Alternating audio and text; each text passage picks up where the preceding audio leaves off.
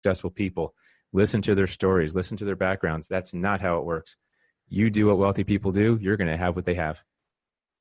So this is a very deep principle, and we're going to come back to it on a future show as well, and we're going to explore it more. But hey, I warned you. I told you we're going to be talking for real, didn't I? No holds barred. So here's the good news. If you understand money for what it is, just a tool, a way to provide you opportunity, it's a way to open doors, then you can properly use it for good things in your life. It's our misunderstanding of money that gets us caught in the bad places, right? With financial worry, stress, and ultimately devastation. And if you decide to think like the wealthy, you can't help but to live like the wealthy live. Eat like they eat, drive like they drive, sleep like they sleep, right? So so that's our topic. So hopefully you guys got a couple nuggets there, but I want to challenge you guys. Here's my challenge for the show. And this is going to be a fun one. If you are brave enough to take this challenge, and I know we got some brave people on listening in. If you're brave enough to take this challenge, you're going to get entered into a drawing for an Amazon gift card that we're going to draw on October 20th. But here it is. You guys ready for the challenge? All right. So in 100 words or less, I want to know, what is money to you? Okay? 100 words or less.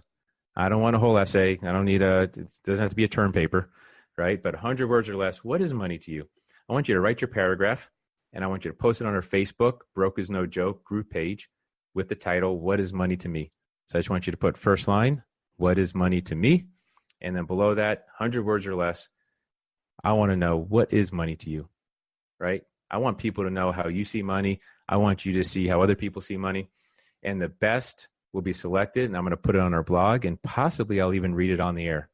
So all entries, though, will definitely be put into the hat for our drawing for the Amazon gift card. So take that challenge. Come on. This will be fun. We're all going to learn together, remember? We're going to learn together, grow together. And then finally, before we get to our guest for the show, which I'm super excited about, by the way. She's absolutely amazing, amazing person. But I want to give you guys, each episode, I'm going to recommend some brain food, right? I don't know if you guys know what brain food is, but I want you to think about how careful we are with what we put into our bodies, right? We're not going to eat poison. We're not going to, eat bad food all the time, through our mouth. But what about the things we allow into our heads, right? What are we allowing into our heads? So I want to recommend books and audios and things that I can personally and highly recommend that will help. It's basically good for your brain, right? So I'm going to call it brain food. And this episode, especially given the topic that we're talking about, I'm going to recommend this book by T. Harv Eker, E-K-E-R is his last name, and it's called Secrets of the Millionaire Mind. Secrets of the Millionaire Mind. And he says, have you ever wondered why some people seem to get rich easily while others are destined for lives of financial struggle? Is the difference found in their education, intelligence, skills, timing, work habits, contacts, luck, choice of jobs, business, investments?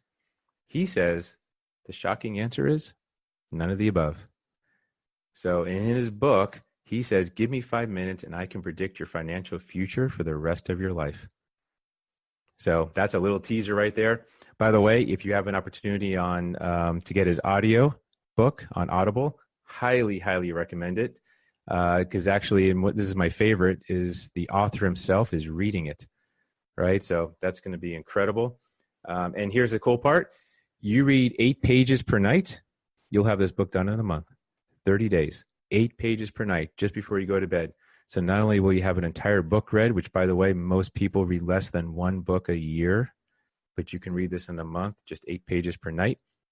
You'll also sleep like a baby. So now I am very, very excited. We have a very special guest. She's a local person, amazing, amazing lady. She's an entrepreneur, 15 years old. Is that right? 17. 17? Okay, she used to be 15. So she's 17 years old. My apologies. It's all good. And her name is Emily Grace, and she's an entrepreneur here in Orlando, Florida. And her company is called Kitchenasium, right? Emily's Kitchenasium. Emily's Kitchenasium. And I've got some questions for you, but how are you doing today? Awesome. Yeah? Yeah. Welcome to the show. Thank you. Very honored that you spend time with us, because I know there's a lot of folks out there that would just love to hear about your experience and some of the things that you went through. But since we're on a money and wealth program, I want to ask you a few questions up front real quick. All right. Okay. So I always like to ask these to every guest. So on a scale of 1 to 7, we'll explain it. How confident do you feel in your understanding of money? How confident do you feel? 1, I don't know anything. I'm not even sure about any of this stuff. Or 7, I'm like a master. I got money down pat. I would say like a 5 or 6. Like a 5 or 6? I feel pretty confident in money, but maybe there's still some stuff I could learn to help like better my business. Okay. Excellent. Where did you learn most of your money information from? Where did you get a lot of your money knowledge? My mom. She's like pretty good at keeping money. We've always like been able to always do good with money, never like really be living like poor, super poor or anything by like spending too much money.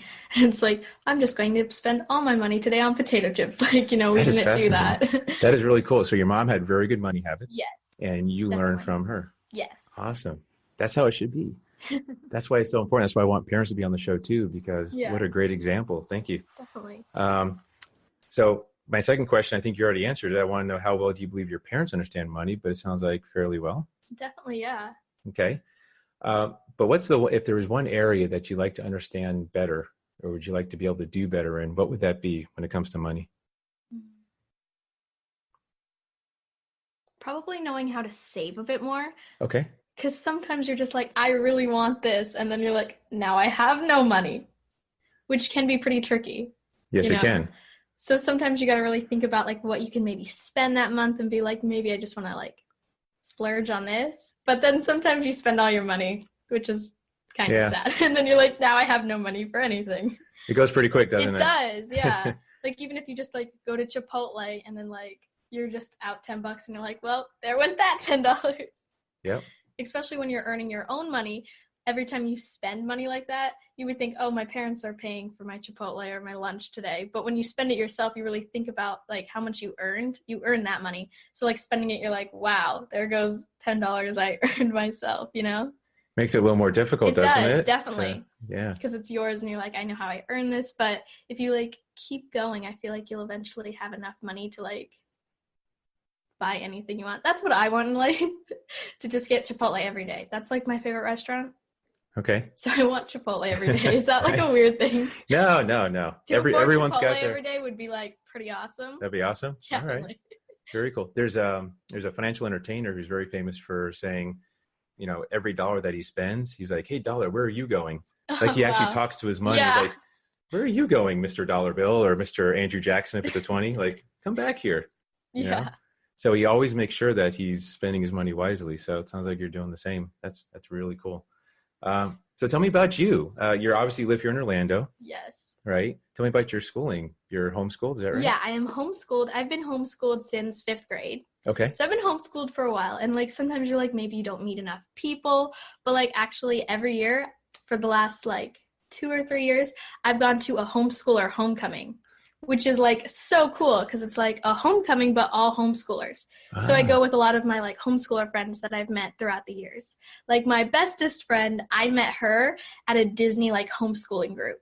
Like it was a thing where like on Facebook, something like that, a group was like, if you're homeschooled, we're doing this Disney meetup and you can come and meet all the new friends at Disney, right? And like I've met my best friend for like 6 years from there. That's really cool. So you still have the social aspect. Yeah, definitely. Even though you're homeschooled, because that was always been my concern is if we're homeschooled that we don't always get the socialization. And so, interesting. So what are your hobbies? What are some of your like favorite hobbies? Well, obviously I love baking because baking is my business, but I love video games. Video games are super fun for me. I actually bought my PlayStation 4 with all the money I earned. Okay. And that was also like really hard too because PlayStation 4s are not cheap. And especially because I got the expensive one because I was like, well, I'm already halfway there, right? So, but it also felt good to earn the money, especially for something I had wanted. I had to like work up for the money. I had to like keep going with my business. I couldn't just be like, well, today's the day. I'm just going to go out and buy it. Like I had to work for a couple months to be able to afford it. So you saved it, then you spent it. But it felt like good to spend your money on something you had been wanting for so long. And I love my PlayStation so much. So like totally worth it. I'd do it again like every day. Like if I had to buy a PlayStation, I love it so much. Absolutely. I love that though. I love that you saved it and spent it. Yes. Because I know a lot of folks listening, and especially a lot of adults, we have a habit of spend it first, like on a credit card, and then we have to go earn it back. Right. But the problem is we end up spending twice as much once we have to pay all the interest and all that. Definitely. So that is cool.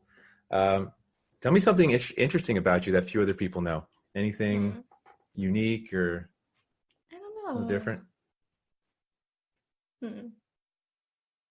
Anything that people would be surprised to know?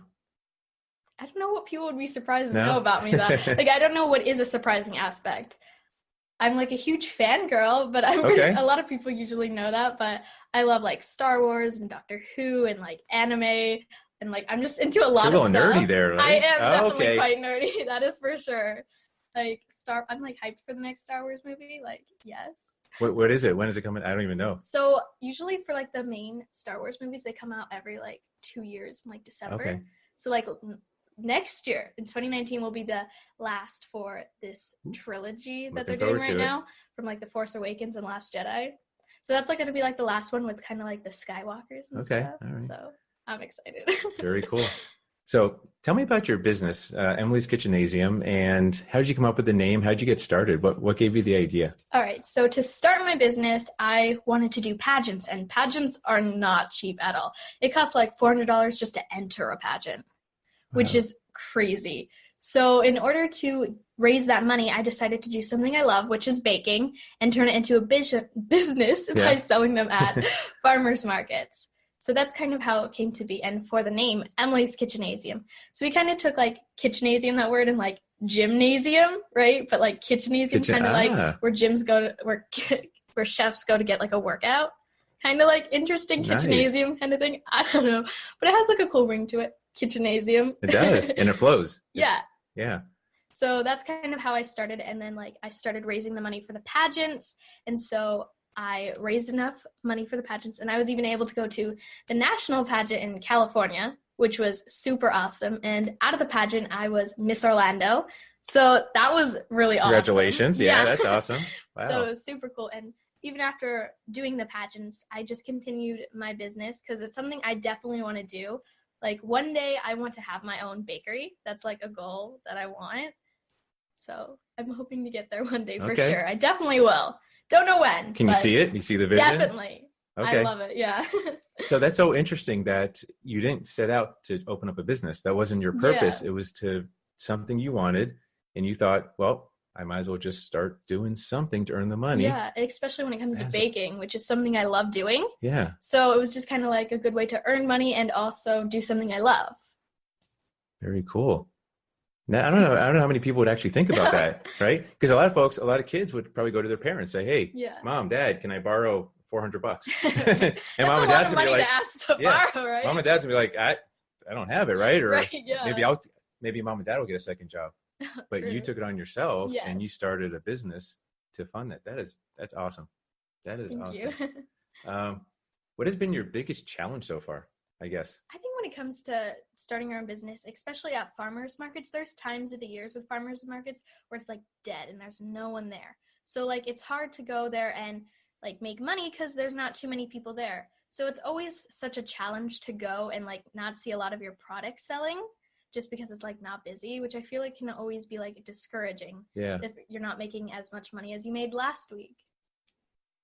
So just having that vision, I guess, and just knowing that if you just stick with it, that eventually the people will be there over time. Yeah, you just gotta like, if you love something, I feel like you definitely just gotta keep going with it because no matter what, one day it'll turn out correct. It'll turn out the way you envisioned it. Did you ever feel like quitting? Did you ever feel like just giving up? Definitely, especially when it comes to like you baked all this and then like nothing sells, and it's almost like you wasted money by like going out there, by like you didn't make all your money back in products.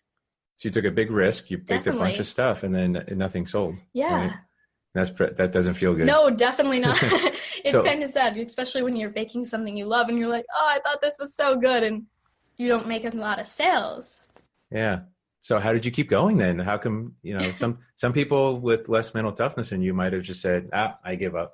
I can't do it. I definitely think you got to know when to stop. So like if one farmer's market's not making a lot of money or kind of like dying out, I definitely think don't keep going and wasting more money there. Maybe try somewhere else. Okay. And definitely if you truly love like baking or whatever your business is, I don't think you should ever give up. You should continue to go until it's the place you envisioned, right? Okay. So you just pivot, essentially. Definitely, yes. If this isn't working,